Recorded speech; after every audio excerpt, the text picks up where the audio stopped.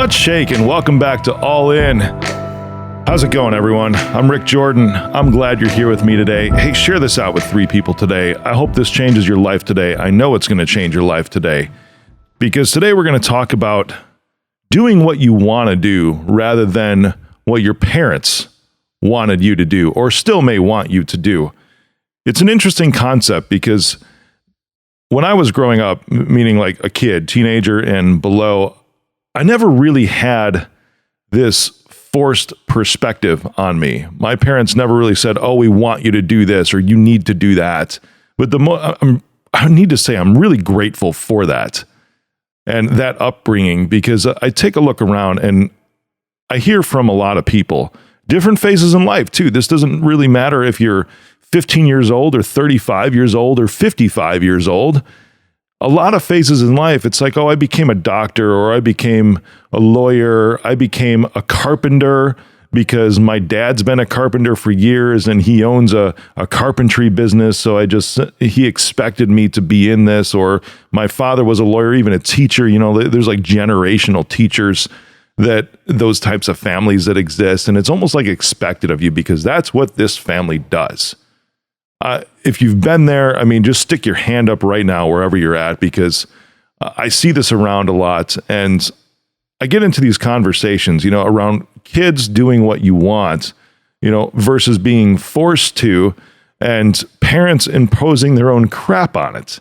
You know, I had an interesting conversation with my mom the other night, and we talk on the phone a lot more often than we actually see each other in person because I'm traveling a lot. And she had taken my youngest out to dinner. It was pretty awesome. And her feedback from that dinner, it was for Alec's birthday. Her feedback for that dinner was, wow, he really knows a lot, like about a lot of things.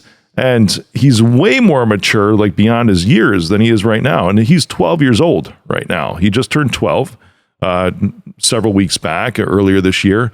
And she informed me, she's like, you were always like that too. You yourself, when you were young, and now she even listens to the show, which is awesome. Yeah, I got my mom as my fan. Everybody loves having your mom as your fan, right? And she's one of many, of course, in 50 plus countries.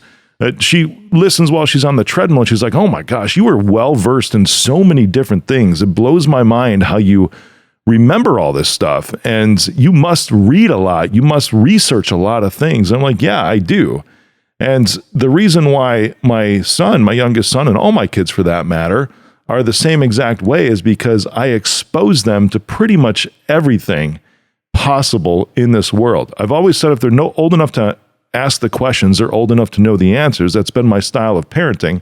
And no matter what, it's never been, hey, keep them safe by limiting their access to the world. Keep them safe by restricting knowledge until they're quote unquote old enough. You remember that phrase, you probably have heard it from your parents or an aunt or an uncle or whoever that has always been like, oh, well, I'll tell you when you're older, or you're too young to know that. You're too young to see that. You're too young to hear that.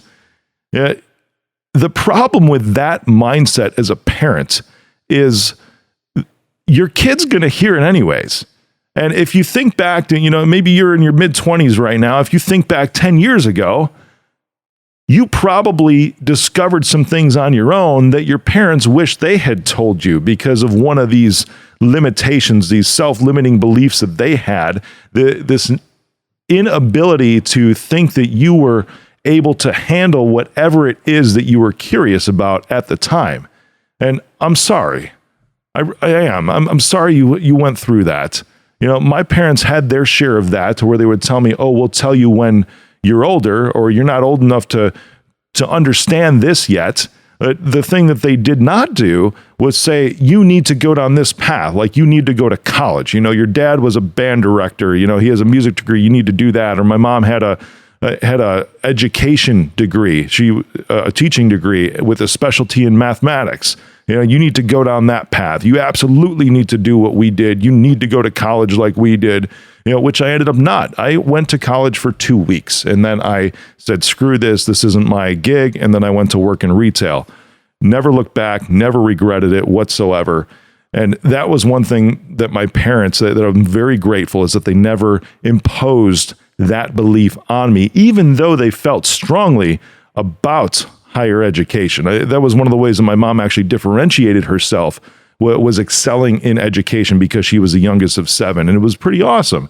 Yeah, but there were things that they would say that they would, oh, you're too young for that, or I'll tell you when I'm older. So in this conversation with my mom on the phone about my son, she comes up as I'm saying this, I'm like, Mom, the reason why my kids have so much knowledge around things and why they're so mature and quote unquote beyond their years, as some people have called them. I've even had them in front of billionaires to where they've come up, with my oldest son, with Naveen Jain, who's a friend of mine. He came up to me after conversing with my oldest son when he was 11, said, I didn't know kids that age could be that coherent. Made me feel really proud as a dad. And it's because I've never held back in exposing them to things. I've never held back in answering their questions when they've had them. I've never thought that they were too young to experience anything that might be on their minds. Now, of course, there's certain things, because I don't just go throw stuff at them and be like, hey, take a look at this. It's more like paying attention to them and learning your kids and seeing how they respond to certain things in the world and what they're curious about, because they'll show you when you pay attention. They will absolutely show you when they pay attention, because if you don't do it, it's going to be very, very easy for them to get access to that information from somebody else. And what's even worse, it'll be through that person's filter. Whether it's an aunt, an uncle, a teacher, a stranger walking down the street, something they see in the grocery stores they're walking by, or something on a magazine cover. Yes, magazines still exist, or something that they pop up on YouTube. They're going to see it and be exposed to it, whether you think you have control over that or not. So from a parent to parent right now, if your kids are old enough to ask the questions, they're old enough to know the answers. In this conversation with my mom, she starts apologizing to me and saying, I'm sorry. I'm sorry. When I was a parent, when you were young, I didn't know any better. You were always curious, but I always thought that there was some age limits around things. And, I was brought up that way too, Rick. So I just did what my parents did. I didn't know any better. I'm like, Mom, hold on. Like, it's not your fault. And for you listening right now to where your parents did this with you, to where they almost like put you in a box, put you in a shell, kept you isolated from things, or kept you away from knowledge, or even like dampened your curiosities about things, or you went to search out new knowledge and they were like, no, you're not old enough for that. Give your parents a break right now, because they probably didn't know any better. And that's okay. What you can do right now is you can actually break free of that. And you might be in your 50s listening to this. Odds are you might be in your 30s right now listening to this. And you may have fallen into that because your parents didn't know any better. Either one of those two scenarios, to where it was your parents restricted information from you, or your parents, because of generational things, said, that's what this family does. This family goes to college. This family is a family of teachers. This family is a family of doctors. Your father was a lawyer. Your grandfather was a lawyer. You'll be a lawyer too. Your dad owns a carpentry business. He owns a construction business. Your mom owns a beauty salon. She's a hairdresser. She's a stylist. This is what we do. This is what you're going to do. The really cool thing is that you have an opportunity to, 1, have compassion on your parents. And 2, you have an opportunity right now to actually go after what you want. That's so amazing, because you can shift it right now. Because even if they said you go to college, and I feel bad for everyone that goes to school thinking that they have to choose what they want right then, because they pick a major and then that major is what they're supposed to do for the rest of their life. It's insane to me. When you're just like 18 or 19 years old, because there's so much of this world to explore without limitations that are being placed on you, or really it's a choice of your own to place those limitations on yourself, because you've accepted what other people have told you that you're supposed to do from their filter of life. You don't have to do that. I'm giving you permission right now. You can blame it on me.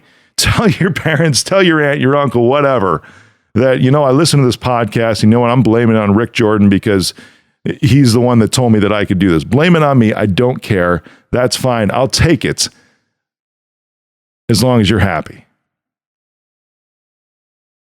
Another thing about kids that I'll tell you here as we round this out, because when you go to college, even if you pick a major, it's something crazy. It's like only 26%. This was a couple years ago where I looked this up. It's only like 26%. So 1 out of 4 college graduates actually end up in the field that their degree is in.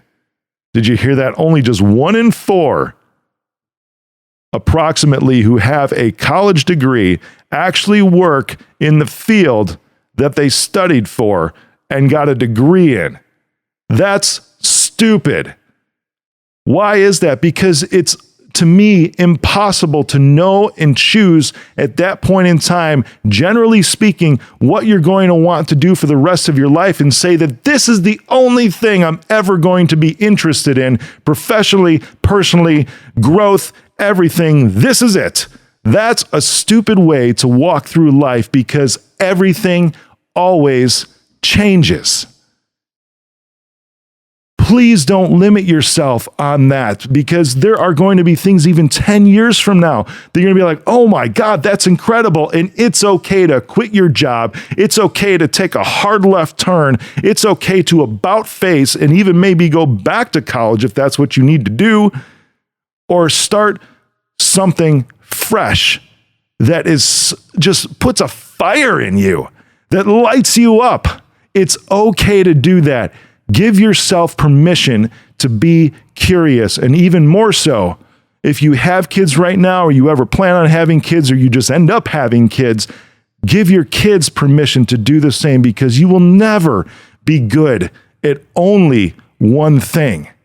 There's so many opportunities for you. So many opportunities.